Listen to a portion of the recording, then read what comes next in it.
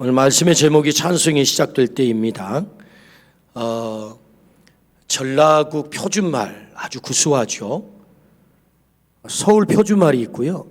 전라국 표준말이 있어요. 오늘 국어 시험 문제를 한번 내보겠습니다. 얼마나 국어 실력이 좋으신지. 서울 표준말을 전라국 표준말로 번역하는 것입니다. 뭔가 좀 깔끔하지 않아요. 번역을 해보면 아따 껄쩍지근하요이. 전라국 표준말입니다. 웃으면 복이 온대요. 웃을 자세를 가지고 계시다가 듣겠습니다. 아따 당신 아들 참 똑똑하요이. 서울 표준말이. 당신 집 아이가 똑똑합니다. 번역. 집이 대급박이 겁나게 야무지요이.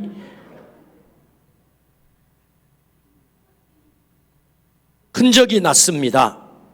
흔적이 남았습니다. 번역을 하면 웜에 태죽 나불었어야이. 가까이 오세요. 번역을 하면 뽀짝 와부랑케. 뽀짝 와부랑케.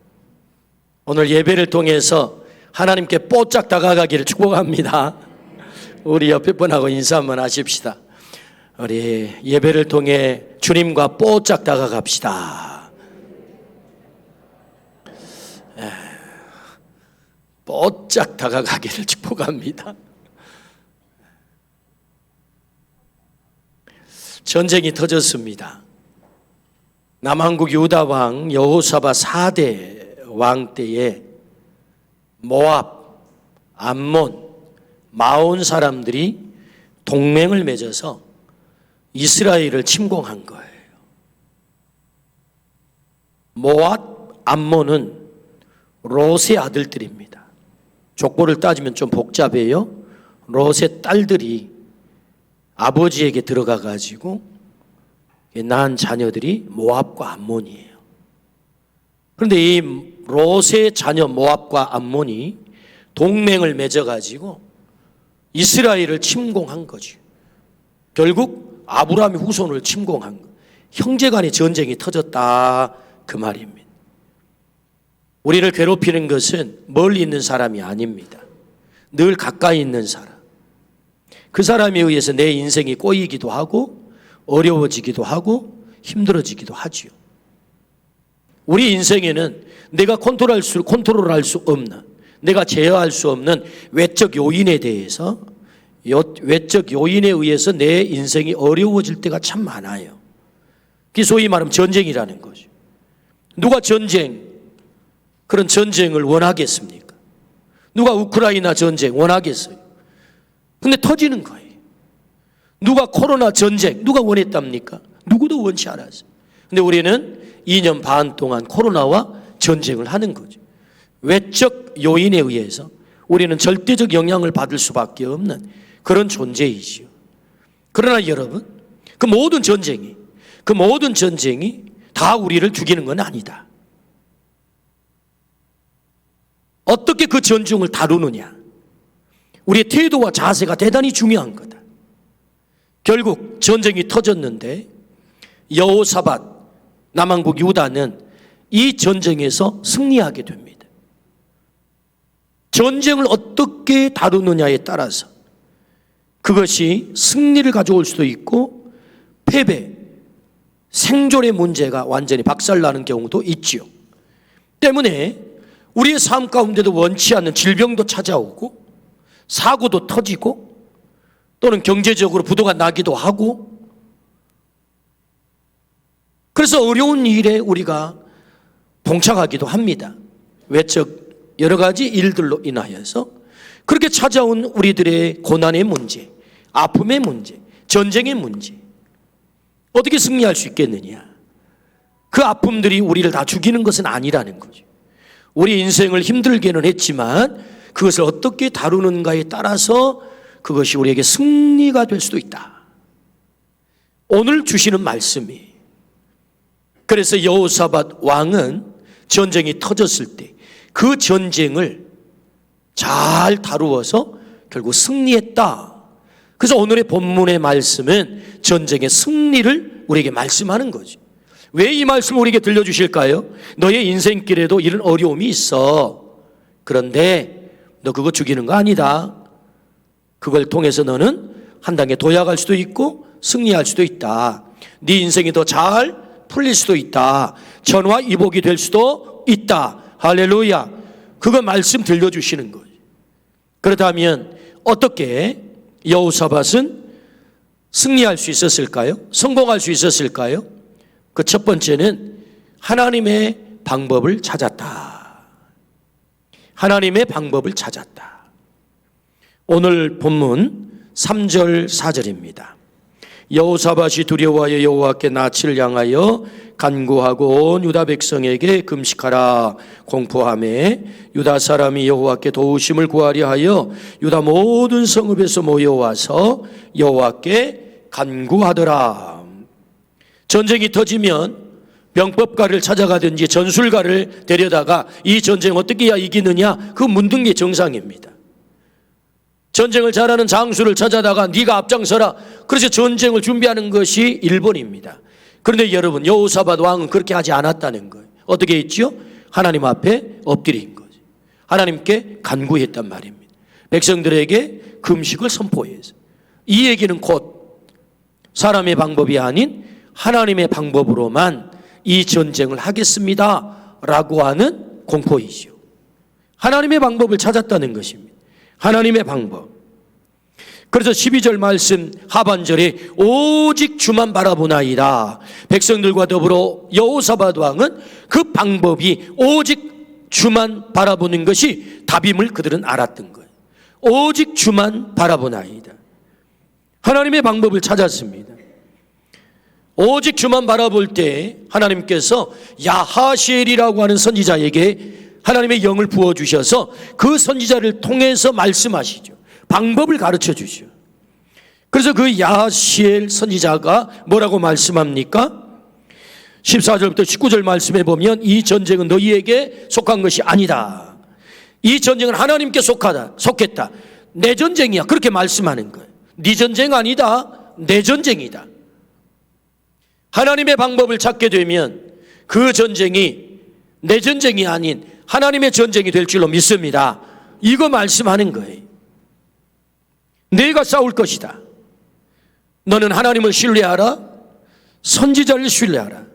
그리하면 형통하리라 라고 말씀을 하세요. 하나님을 신뢰하라까지는 알겠는데, 그건 당연한 거 아니에요? 하나님 믿고 하나님 신뢰하는 것까지는 알겠는데, 그 다음 주신 말씀이 뭐예요? 선지자를 신뢰하라. 하나님의 말씀은 선지자를 통해서 오는 거예요. 하나님이 다이렉트로 들려주시면 참 좋겠는데 그렇게 하지 않고 선지자를 신뢰하라. 이게 성경의 말씀이지요. 그게 하나님의 방법이라는 것입니다. 때문에 여호사밧 왕과 백성들은 오직 하나님만을 바라봤다. 하나님의 방법을 찾았다. 자, 그렇다면 두 번째, 그 하나님의 방법이 구체적으로 뭘까요? 선지자를 통해서 가르쳐 주신 방법이 뭡니까? 자, 22절입니다. 22절. 한 목소리로 읽습니다. 시작. 그 노래와 찬송이 시작될 때에 여호와께서 복병을 두어 유다를 치러 온 암몬 자손과 모압과 세일산 주민들을 치게 하심으로 그들이 패하였으니 찬송이 시작될 때, 찬송이 시작될 때 하나님의 방법은 찬송이 시작되는 것이었어요. 노래하는 것이 있고 찬송하는 것이었다. 이게 하나님의 방법이었다라고 말씀하지요. 그래서 찬송이 시작될 때 복병이 일어나 그들을 쳤다. 적들을 폐주시켰다. 이게 성경의 말씀이죠.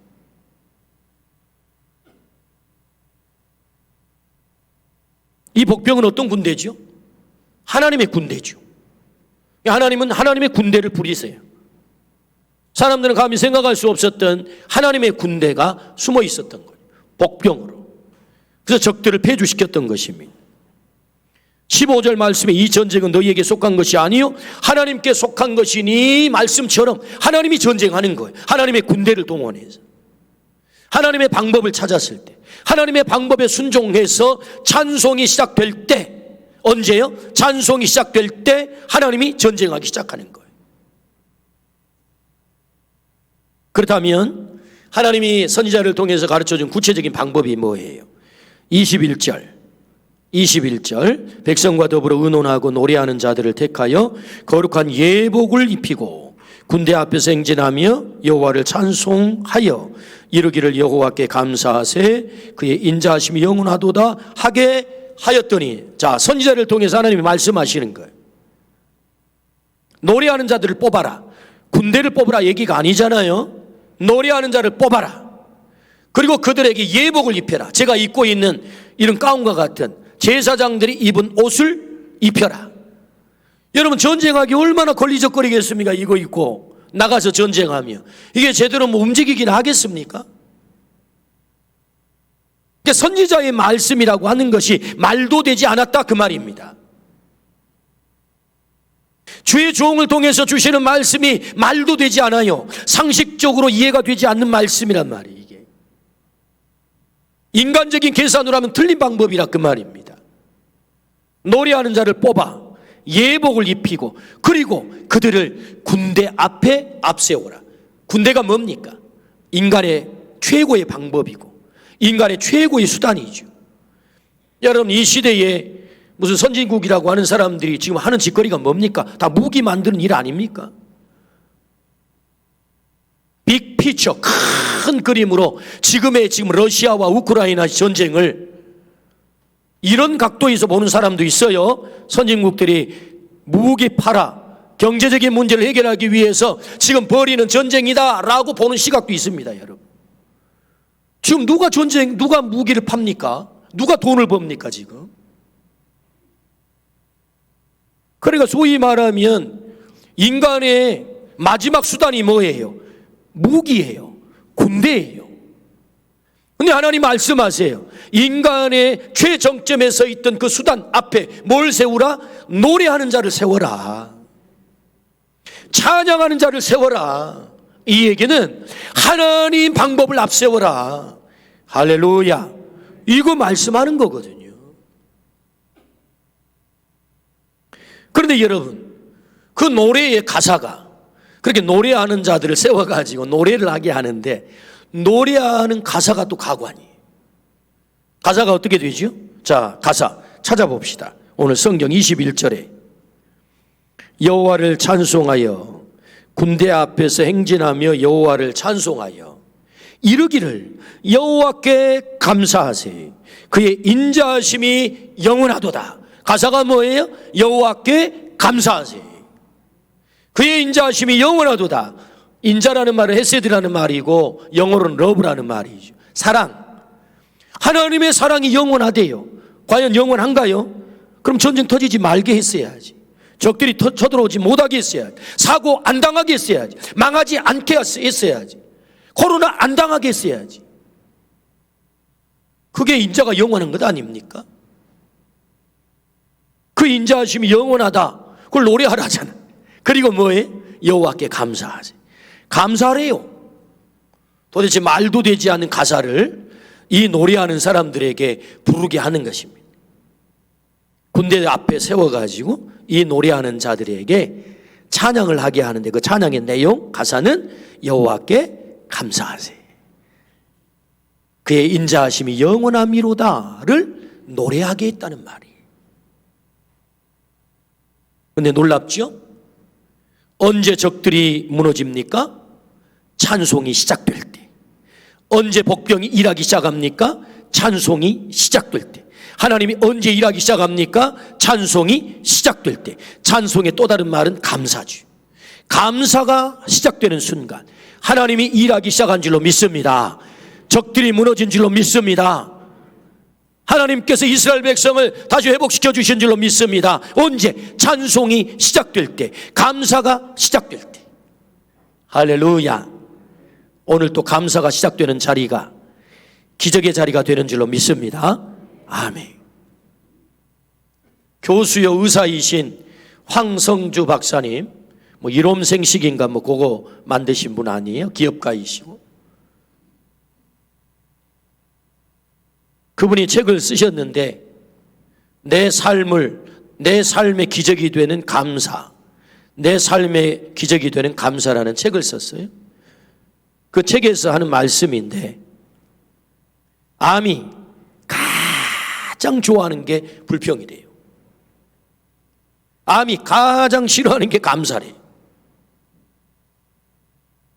그러니까 감사가 뭐예요? 우리가 그토록 싫어하는, 그토록 무서워하는 암이 가장 싫어하는 게 감사랍니다. 할렐루야, 아멘. 우리가 감사하는 순간 거기에 기적이 일어나지요. 감사하는 순간 일하기 시작. 누가요? 하나님이 일하신다. 그러므로 여러분, 이스라엘의 군대 앞에 노래하는 자를 세워서 그 노래하는 자로 하여금 해야 되는 게 있는데, 그것은 여호와께 감사하세, 감사를 노래하라라고 말씀하세요. 오늘 우리의 입술에도 이 감사가 있기를 주의 이름으로 축원합니다. 깊은 감옥에 들어가 있는 바울 사도가 뭐 합니까? 이 비밀을 알았던 바울 사도가 찬양을 하는 거예요. 찬양할 수 없는 형편에 여러분 상상해 보십시오. 바울과 실라가 깊은 감옥에 갇혀서 그날 밤 잠 오지 않으니까 하나님을 원망했다. 근데 기적이 나타났다. 이건 있을 수가 없는 일이죠. 그 깊은 감옥에서 깊은 밤에 하나님을 향하여 찬양했을 때 옥문이 열렸다. 착고가 풀렸다. 할렐루야. 우리 인생을 얽어매고 있는 모든 문제들이 하나님을 찬양했을 때, 감사했을 때 거기 일어나는 줄로 믿습니다. 감사가 능력이고 감사가 기적임을 성경은 우리에게 말씀하고 계시지요. 감사의 재발견이라는 책이 있어요. 사진 한번 보여주실래요? 이 책은요, 5년 동안 존 템플던 재단에서 무려 50억을 투자해가지고 의학계, 심리학계, 상담학계, 사회학계 각 분야의 전문가들에게 투자를 해서 연구 프로젝트를 가동시켰어요. 그래서 5년 동안 연구 프로젝트를 가동해서 나온 그 결과를 가지고 쓴 책이 바로 이 책인데, 그 저자가 제러미 애덤스 스미스, 키라 뉴먼, 제이슨 마시, 데저 켈트너, 이런 사람들이 공저를 한 책입니다. 그냥 나온 책이 아니고 연구의 결과로, 과학적 연구의 결과로 나온 책이에요. 그래서 책 제목이 재밌잖아요. 감사의 재발견. 그 부제가 뭐냐? 책 제목의 부제가 뭐냐? 뇌 과학이 들려주는 놀라운 감사의 쓸모라고 하는 제목입니다. 캘리포니아 주립대 슈와재단 시각연구소에서 연구를 했어요.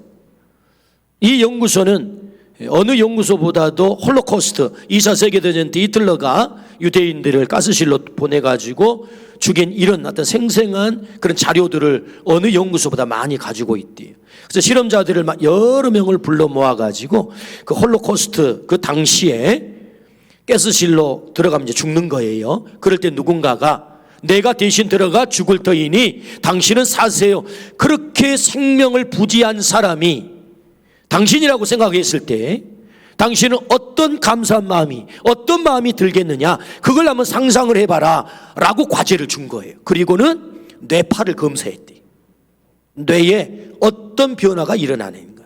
그런 놀라운 감사의 상황이 벌어졌을 때 그것에 대한 감사, 그 감사한 마음이 막 충만하게 들지 않겠어요? 살아남았으니까. 그때 이 뇌를 조사를 해봤더니 뇌에 구조적 변화가 찾아왔다는 거예요.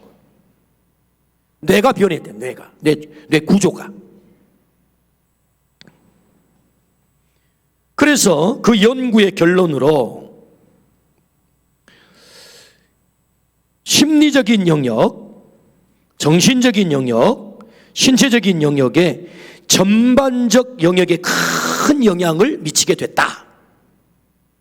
그래서 우울감이 감소하고 회복 탄력성이 향상되고, 회복 탄력성이란 넘어진 다시 튕겨져 일어나는 거예요.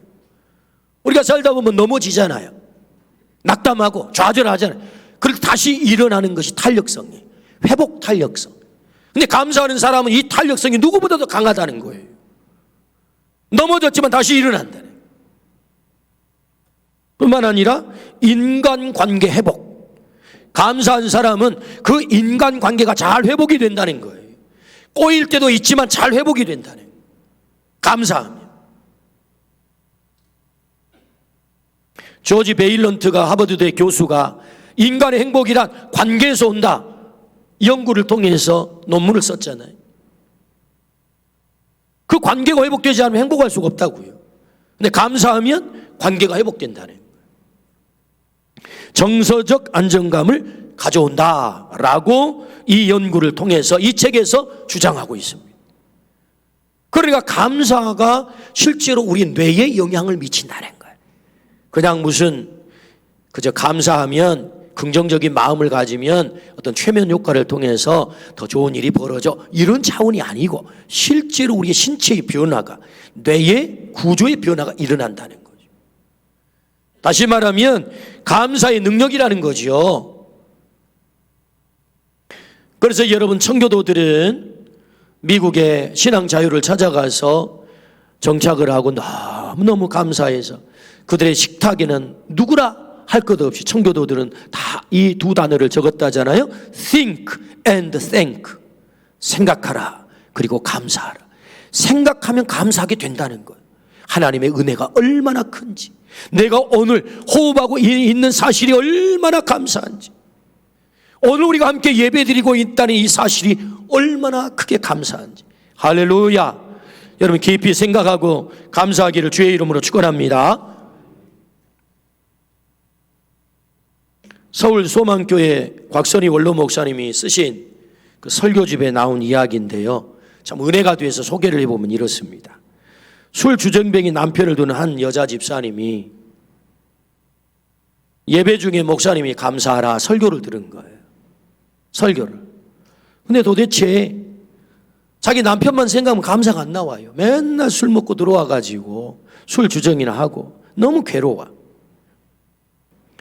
그래서 이 집사님은 술에 중독되어 술에 취해 잠을 자는 남편 옆에서 새벽 기도를 가려고 일어났는데 그 남편을 보니까 짠한 마음이 드는 거예요. 짠한 마음. 그래서 목사님 말씀도 있고 그러니까 무조건 감사해 보자, 순종하기로 했어요. 하나님 아버지 감사합니다, 범사에 감사하라, 그렇게 목사님 말씀해 주셔서 순종해 보려고 하는데 저 남편을 생각하니 감사가 잘 안 나오긴 해요. 그런데 하나님, 뭘 제가 감사하면 될까요? 그러니까 하나님께 묻고 제가 감사 제목을 한번 찾아봤습니다. 그랬더니 감사 제목이 없는 게 아니라 감사 제목이 있더라는 거예요. 첫 번째, 혼자 사는 것보다 둘이 사는 거 그래도 낫더라는 거예요. 하나님, 그래요, 둘이 사는 게 좋네요, 감사해요. 그러다 보니까 또 다른 제목이 찾아졌어요. 그것은 하나님이 또 만지시기만 하면 내 남편도 좋은 남편 될 가능성이 있으니 감사합니다. 좋은 남편 될 가능성을 믿고 감사했어요. 세 번째가 또 생각이 났어요. 하나님, 그래도 술은 처잡수시지만 집으로 꼭 들어와서 감사해요. 그래도 길바닥에 쓰러지지 않고 집에 오니까 감사하고. 또 생각해 보니까 토요일 날은 따블로 잡수시는데 그래서 주일날 낮에 온종일 집 지켜가지고 자기 교회 가는데 방해 안 해서 감사하고. 그래서 생각해 보니까 감사한 것들이 생각이 난 거예요. 그래서 남편 감사한 제목들 이것저것 아뢰면서 하나님 감사해요, 감사해요 하고 있는데 이 남편이 목이 말라가지고 일어났단 말이에요. 그래가지고 가만 보니까 자기 아내가 자기 옆에서 뭘 감사한다고 기도하는데 보니까 자기 때문에 감사한다고 하는 거예요. 남편 때문에 감사합니다, 그래가지고 이 남편이 원래 잠자다 일어나가지고 하는 말에 감동됩니다. 그래가지고 감동이 됐어요. 이 남편이. 아니, 세상에 나는 빵점짜리 남편인 줄 알았더니 내 아내가 그래도 나 때문에 감사를 하고 있구나. 그 감동을 하고는 아내에게, 여보, 당신의 기도가 참 그런데 이제부터 내가 술 끊고 교회 가겠소. 할렐루야. 그래서 교회를 나왔다는 거예요. 할렐루야. 오늘 또 감사할 때 이런 놀라운 일들이 일어날 줄로 믿습니다. 감사 책을 쓰신 정광 목사님이 감사에는 세 차원이 있답니다. 1차원, 조건부 감사, 승진하면, 합격하면, 돈 벌면 감사. 그 세상 사람 누구나 할 수 있는 차원의 감사지요. 2차원의 감사가 있대요. 뭐뭐 때문에 감사. 돈 벌었기 때문에, 잘 나가기 때문에, 승진했기 때문에. 근데 그래도 감사 안 하는 인간들이 있어요. 여러분 잘 깨닫고 감사하기를 축복합니다. 근데 우리 신앙인들은 3차원의 감사를 해야 된다. 그 3차원의 감사가 뭐냐? 그럼에도 불구하고 감사다. 그럼에도 불구하고 감사. 사고를 당했음에도 불구하고 내 생명 지켜주시니 감사합니다. 차는 다 부셔졌음에도 불구하고 하나님 내 다리 안 부러지게 하시니 감사합니다. 그럼에도 불구하고 감사. 아들이 떨어졌음에도 불구하고 저기 한강다리 찾지 않고 집으로 오게 하시니 감사합니다.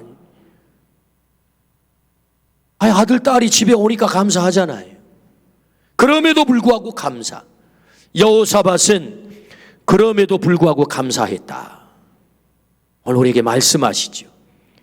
언제 하나님이 일하십니까? 찬송이 시작될 때. 언제 복병이 움직이십니까? 찬송이 시작될 때. 하나님 우리에게 말씀하세요. 감사의 현장이 기적의 현장이 될 줄로 믿습니다. 감사하면 관계가 회복이 됩니다. 감사하면 그 사람이 변화가 됩니다. 감사하면 하나님이 일하십니다. 오늘 주님 말씀하세요. 찬송이 시작될 때 내가 일할 거야.